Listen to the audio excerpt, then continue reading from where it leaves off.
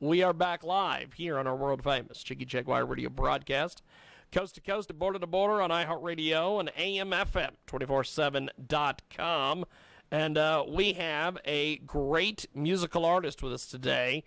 And she has a music video. She's got all sorts of things going on.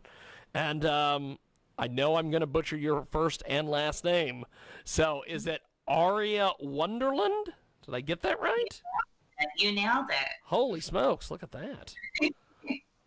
I'm getting better at this radio thing.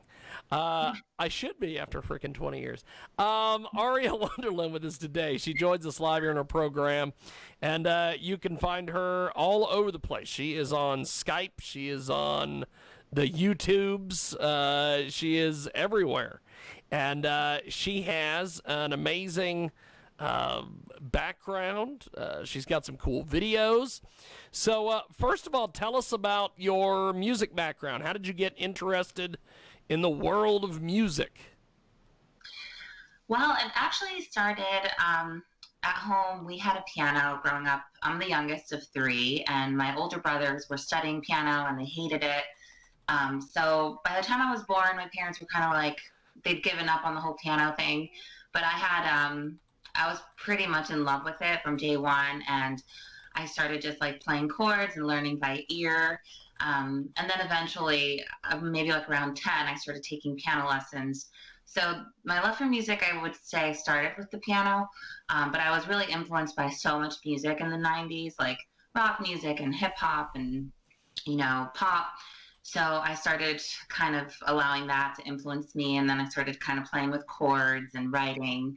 I always say it started with the piano. Fantastic. So, with your music, what has been some interesting things you've done musically? So do you mean like songwriting wise? Yeah. Start there. We'll start there. I would say the most exciting thing I did recently, actually this year, before this whole pandemic thing happened, was I went into the iHeartRadio offices in New York City, and I did a really awesome performance. I had a lot of fun doing that. I went in with my co-writer, producer, and we did a set of 4 songs for the staff. It was really nice walking in there and seeing like my name all projected. It was a lot of fun. Yeah. I've also had some sync placements that were a really awesome turning point for me, because when you do something like music or any art form, it's oftentimes you do it for the love of it, and it's hard to monetize. Yes. So that was like a nice turning point for me, realizing, okay, I could maybe do this as a career. We have got a great guest with us today. Aria Wunderland is with us here on our big broadcast. She is an alternative pop artist, and she has released a fantastic music video to her new single, Starbound, and she is a singer-songwriter, and she's with us today here on our broadcast. So you're doing a lot of success on Spotify. Talk to us about some of your success out there on the internet. Thanks. Yeah, this is a really good time for indie musicians in general. I think when I was first starting out, I was like relying a lot on like the bigger businesses and machines to kind of help you, like trying to get like a big record deal or something like that. But now Spotify is so indie artist friendly, and you can pretty much like take control of your entire like music release. And recently I've been doing a lot better. Like my recent single already has about over 150,000 streams, just that one song. Wow. Altogether I have about 250,000 streams, I think. It's just great having that power in your hands, where you can kind of just release your music and people can access it online. I do a lot of promoting on my Instagram as well, and that helps. And I always try to like get a video or some type of visual. My fans are very visual. They love the visual aspect of what I do. So I think that also helps, like using YouTube and kind of like putting the link to my Spotify on my YouTube channel, and then people go and listen. I think that's helping too. So with all this, what are some of your goals for your music? So right now, since I'm actually in Brooklyn and we're at stay-at-home order, we're all Yeah. quarantined. I've been writing a lot, and I've pretty much only released singles in the last few years, just kind of testing the climate and seeing like what my fans like. But a lot of my fans have been asking for an EP or an album, so I've been writing a lot, and I hope to release that I think by the fall. Um, Awesome. I also was planning to start doing a mini tour, and that kind of Earlier. got halted. But I'm super excited about that. Once we're allowed to travel again and move around, I'm going to be doing that too. Awesome. We have got Aria Wunderland with us today, and John has joined us. And Yep. Skype finally let me get in on this. so Aria, tell me and John here a little bit about what are some of your goals for your music, because you've got music videos, you've got tours, you've got all sorts of things going on. Yeah. So those are my immediate goals. Like I want to, as soon as everything goes back to normal, I want to continue with touring, and then hopefully release my album by the end of maybe the fall, early winter. Long-term goals, I just would like to continue to build my fan base and reach out to as many people as I can and share my music with the world.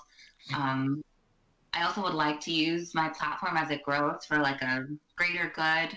You know, I'm very passionate about like inner city kids. So I want to kind of hopefully get involved in helping. I already kind of get involved a little bit in that, but I want to do more as my platform grows. Awesome. Aria Wunderland with us today. She joins us live here on our big program. And so tell me about this this latest single, this music video, everything that you're involved in. Yeah, so Starbound was really fun to write, and everything around it has been really fun. It was written in LA. I do a lot of traveling. I'm kind of bi-coastal because, you know, I have some writers that I work with in LA and also New York. So that one was written in LA, and it started off with an idea that my co-writer friend Aaron Edwards sent me. It was just a solid idea, and I loved it. And I said, all right, let's go to the studio. So we went to our favorite studio. It's in the Valley in LA, and it's called Ohm Studios. It has a great like whimsical vibe, and I think it influenced the direction of the song. It's called Starbound, as you know, and we kind of just took it to this like dreamy, like whimsical place. And it really imitates like my life because, you know, it's about being a dreamer and just trying to aim for the stars and having this like innate, like, I don't know, like feeling this like belief that maybe you are destined for something big and kind of like going after your dream and taking risks, you know, so that's pretty much what the song is about. So, of course, my co-writer also felt a lot of this sentiment. So it was just a very fun way to write a song because it was so personal for both of us. So the writing aspect was fun. It was fast. It was one of those, I don't know, sometimes songs take a while to write. Sometimes they take like a very short time. This one was one of those that like just, it was written very quickly because we were just like inspired. And then after that, it kind of just kept snowballing into this whole like visual idea of what we wanted. Had a lot of fun doing the video. I worked with this amazing director named Christopher Parsons. He does a lot of work with like Kendrick Lamar, and I originally approached him, and I didn't know that he would actually be willing to work with me because I was thinking, oh, he works with Kendrick Lamar, he's not going to want to work with me. But he did. He was like all on board. He loved the song.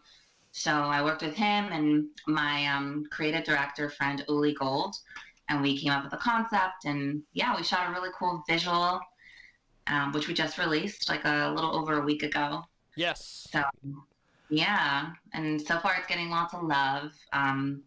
Yeah, it's always fun to make the song, and then the whole visual aspect. Like I said, I'm really into the visuals because my fans are really into it too. So I have just as much fun like coming up with like the visual aspect of what I do. You know? This music video, we are gonna try to pop it up here for our television viewers and social media folks. So how long did this video take to make?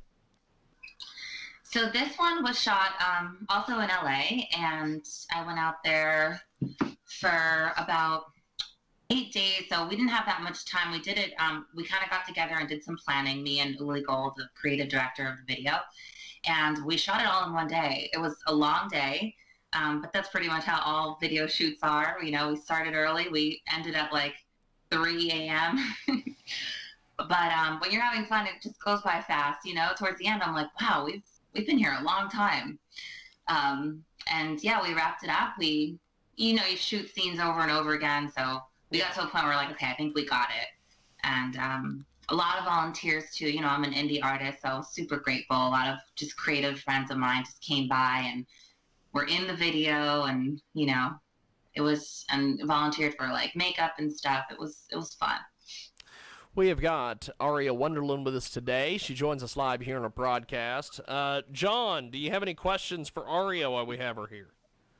You were talking about like the shoots and stuff. What's the I've always wanted to ask people on there talking about video shoots, what's the most difficult process? Is it like after doing it and editing it and putting it together, or what would you say is the toughest part of it?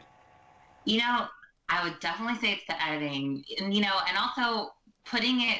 Your ideas come so easily, right? So in the beginning, you have all these like lavish ideas, and you're like, and I want to do this, and I want to do that, and then you meet with the videographer, and they're like, okay, yeah, that's going to cost you $500,000 to make, you know. So there's the easy part is coming up with the ideas, in my opinion, because I can get really carried away. So then that part can be hard too, kind of like tailoring it down to something a little bit more reasonable that's doable. And then once you film it, the editing, for me, that's really hard. I'm a perfectionist, so I keep sending notes. And then it's never the same. You know, you see yourself in the mirror every day, but once you see yourself on screen, you're a little bit more picky. So you're like, okay, I like this angle. I don't like this angle. So yeah, the editing's the hardest. That, and also scaling it down, it can be hard too. I can believe that. Yeah. Aria Wunderland. Go ahead, John. No. I was going to ask, like, how do you end up getting the videos, like, the financing for them? Do you have to get somebody to back it? Do you already have stuff already for yourself, and then you just wait until you could afford another one, or do you do a bunch of them at the same time, or?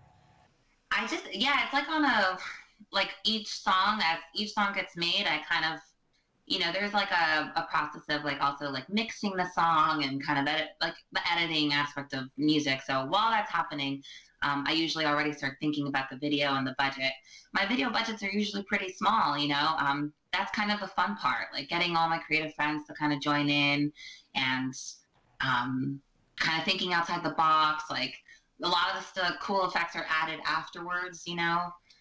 This was the first time I did a video using 2 locations, and you know, normally it's all shot in one location like the other ones I've done. The one before this one, I just went to Coney Island and did some free shooting, you know, like here in Brooklyn. And then we edited it. So yeah, it just depends on the video. This one was definitely one that I think it was probably the most, like the biggest one I've done as far as like how many people were involved and who shot it too. Like I respect Christopher Parsons so much, but he's an artist at heart too. So I think he was just excited to be part of something that he liked. So I feel very blessed to just have creatives that are like willing to work with me on a smaller budget, you know. Cool, thank you. We have got Aria Wunderland with us today. Before we let you go, how do we find you on social media, websites, get the single, everything else? So everything is the same handle. So just Aria Wunderland, and it's Wunderland with a U instead of an O. So AriaWunderland.